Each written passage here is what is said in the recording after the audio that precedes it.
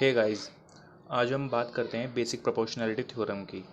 तो basic proportionality theorem 10th CBSE board में maximum chances होते हैं इस थ्योरम के आने के। ठीक, तो इस थ्योरम का कहना है कि अगर एक ट्रायंगल है, ट्रायंगल में सपोज़ करो कोई भी एक साइड ले लो, जैसे कि मैंने बीसी ली है। ठीक, तो बीसी के पैरेलल अगर मैंने डीई ड्रॉ किया है, ठीक है, डीई ड्रॉ किया है और ये जो डीई है ये अदर टू साइड्स जैसे कि ए बी और ए सी अदर टू साइड्स के अपने अपने पॉइंट पर इंटरसेक्ट कर रहा है। ठीक, डीई पैरेलल है बी सी के। ठीक, डीई पैरेलल है बी सी के। तो इस कंडीशन में क्या होगा, जो अदर टू साइड्स है जैसे कि ए बी और ए सी है, ये दोनों लाइंस ना सेम रेशियो में डिवाइड होगी। जैसे कि इसमें लिखा हुआ है कि if a line is drawn parallel to one side of a triangle, triangle की किसी एक साइड के पैरेलल हमने कोई भी लाइन ड्रॉ करी है जो कि डी है, ठीक है, और वो इंटरसेक्ट कर रही है, intersect the other two side in distinct points, other two sides पे वो अलग अलग पॉइंट पे इंटरसेक्ट कर रही है। उसके बाद क्या होगा, द अदर टू साइड्स, ये जो दो टू साइड्स हैं ए बी और ए सी, ये divided in the same ratio, ये सेम रेशियो में डिवाइड होगा। कहने का मतलब सेम रेशियो का मतलब ये होता है कि ए डी को अगर हम डिवाइड करेंगे डी बी से, तो इन दोनों को डिवाइड करके जो रेशो आएगा ना, वही सेम रेशो ए ई और ई सी को डिवाइड करने पर भी आएगा। ठीक, तो बेसिकली क्या करना है हमको, इस थ्योरम को ना प्रूव करना है। यहाँ पर लिखा भी हुआ है कि to prove A D upon D B equal A E upon में ई सी। इस चीज़ को हमें प्रूव करना है, और इसको प्रूव करने से पहले हमें कुछ कंस्ट्रक्शन करना पड़ता है इजी सा। ये देखो, ये जो रेड डॉट लाइन है ये कंस्ट्रक्शन है। देखो कंस्ट्रक्शन देखो, डी जी और एफ ई ये दोनों ना परपेंडिकुलर हैं। एफ ई परपेंडिकुलर है ए डी पर और डी जी परपेंडिकुलर है ए ई पर। यहाँ पे लिखा है बी ई, ठीक है, join B E, B E को हमने ज्वाइन कर दिया और ज्वाइन सी डी को भी हमने ज्वाइन कर दिया है।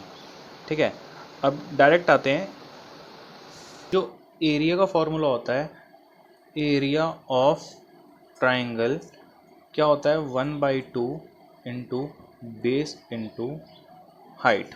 ठीक है, ये सबको पता है, सबको पता होना भी चाहिए।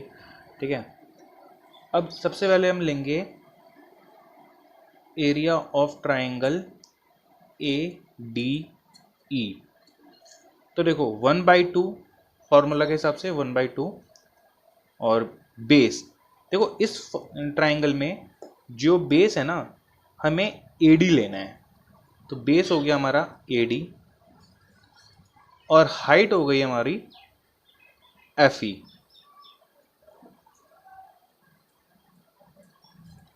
ठीक, देखो हाइट का भी ना फंडा एक बार समझ लो, थोड़ा सा टाइम लगेगा लेकिन समझ लो। जैसे कि ये ट्राइंगल है, ट्राइंगल के ना वर्टेक्स से एक लाइन आए जो कि इसके बेस पर ना 90 डिग्री का एंगल बनाएगी, उसे हम हाइट बोलते हैं। अब हर बार तो हमें ट्राइंगल ऐसा नहीं मिलता है, कुछ ट्राइंगल्स ऐसे भी होते हैं, कुछ इस तरीके से। ठीक, तो इसके वर्टेक्स से हम यहाँ पर लाइन 90 डिग्री तो हम ला नहीं सकते हैं, कुछ इस तरीके से, ये तो 90 डिग्री होगी नहीं। तो देखो वर्टेक्स से ना 90 डिग्री बाहर की साइड आ जाएगी, इस तरीके के ट्रायंगल में।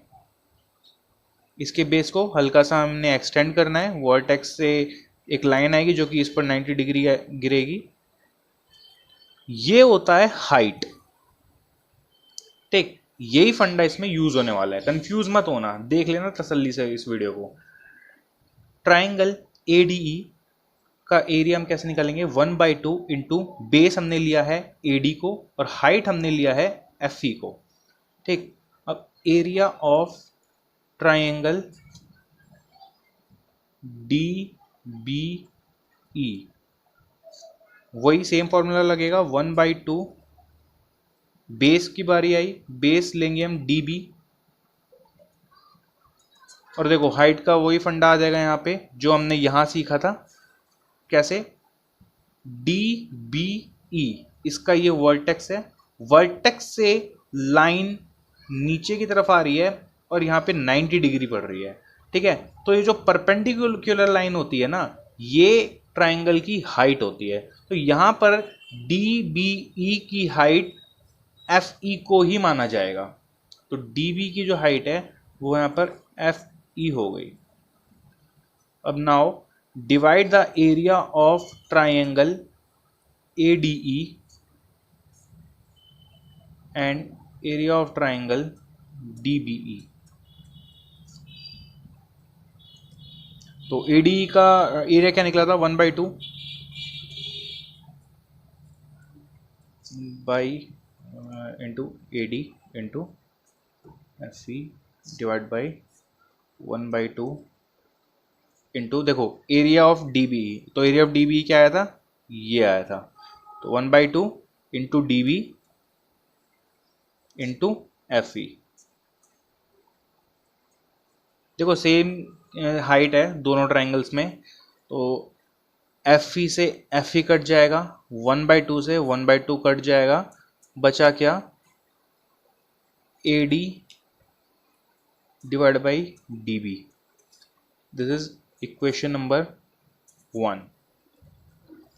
अब इस तरफ आओ, देखो ADE है, दोबारा से हम क्या करेंगे, दोबारा से एक बार फिर से लेंगे एरिया ऑफ ट्राइंगल ADE। लेकिन पिछली बार हमने ADE में बेस क्या लिया था?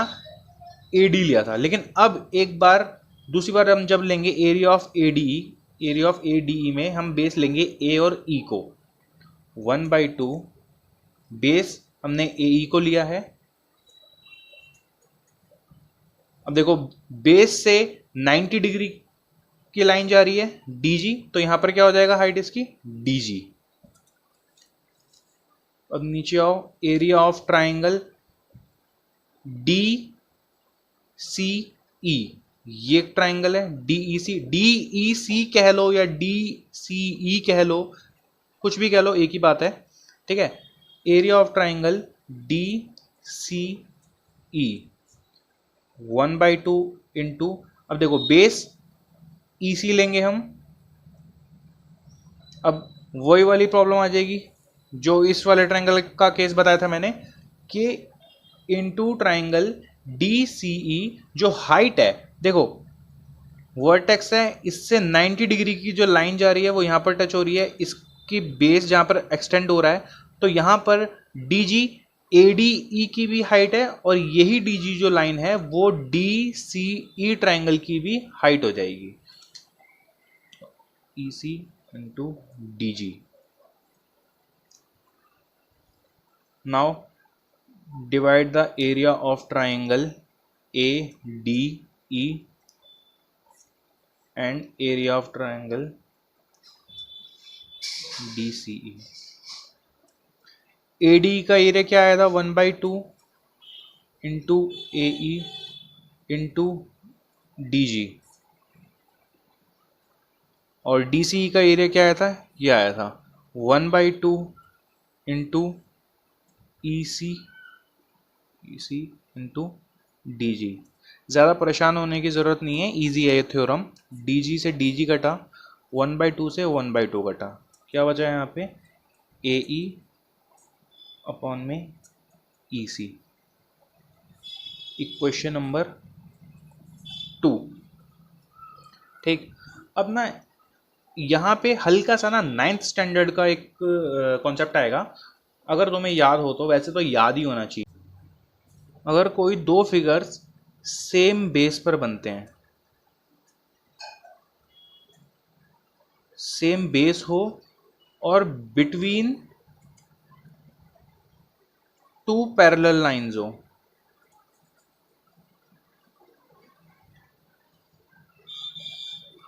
तो उनका एरिया ना इक्वल आता है दोनों का।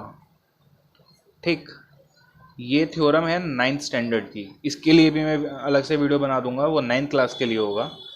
ठीक, जैसे कि ये इस फिगर को देखो, डी ई सी बी, इसके अंदर डी ई पैरेलल है बी सी के। भाई ये तो हमने ऑलरेडी लिखा हुआ था, दोबारा लिख लेता हूँ, डी ई पैरेलल है बी सी के, और इसके अंदर दो ट्राइंगल्स हैं, देखो सेम पैरेलल लाइंस है, ठीक है, और सेम बेस है, D B E, D B E area of triangle D B E, और डी ई सी,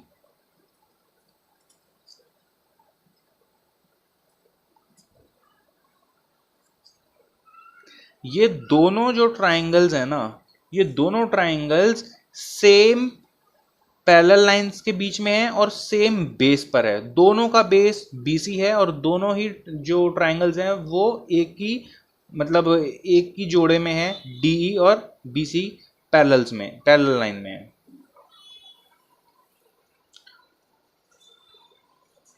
तो इसीलिए area of triangle DBE equal होगा एरिया ऑफ ट्राइंगल DEC के। अब ये दोनों इक्वल हैं, अगर हम इसका रेसिप्रोकल ले लें तो हम इस तरीके से लिख सकते हैं, 1/एरिया ऑफ ट्राइंगल DBE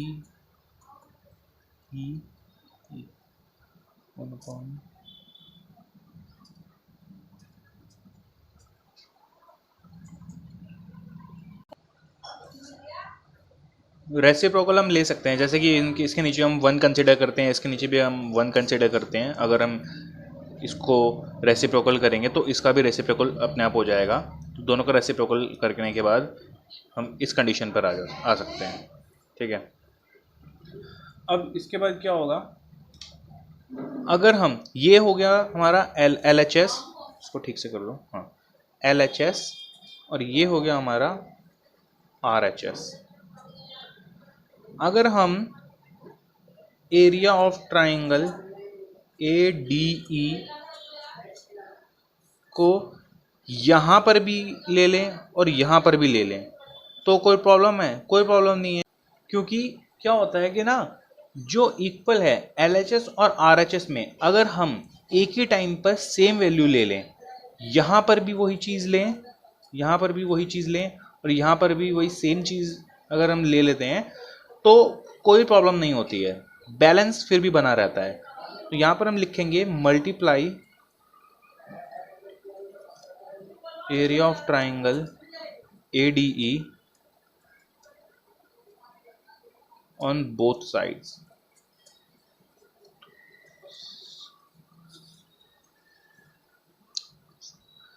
तो area of triangle ADE upon area of triangle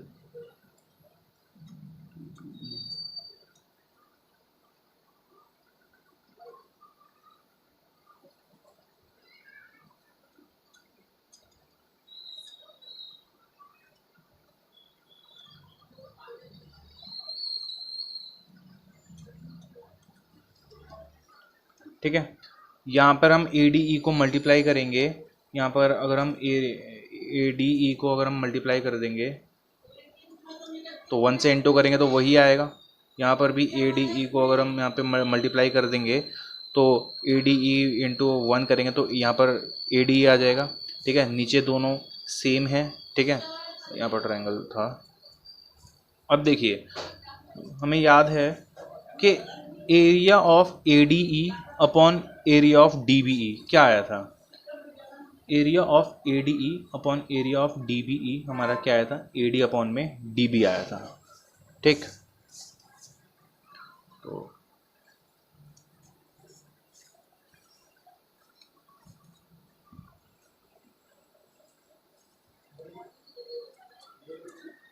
यहाँ देखिए, area of triangle ADE upon area of triangle DEC, area of triangle ADE और area of triangle D C E, देखो डी ई सी बोल लो या फिर D C ई बोल लो, एक ही बात है, ठीक है। ए ई अपॉन में ई सी,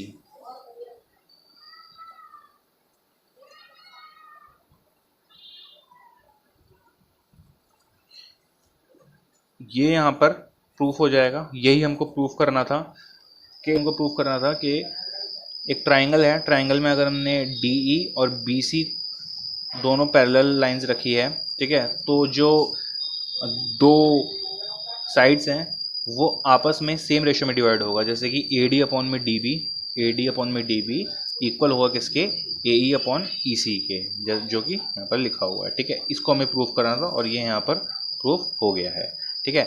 और अगर आपको कोई भी इसमें ऐसा कोई डाउट आता है या फिर समझ में नहीं आता, या फिर अगर आप कोई भी करेक्शन करवाना चाहते हो कि सर इस तरीके से वीडियो बनाइए, इस तरीके से हमको समझ में नहीं आ रहा है, तो आप इस चीज़ को आप कमेंट सेक्शन में लिख दीजिए, मैं नेक्स्ट वीडियो से इम्प्लीमेंट करना चालू कर दूंगा, ठीक है।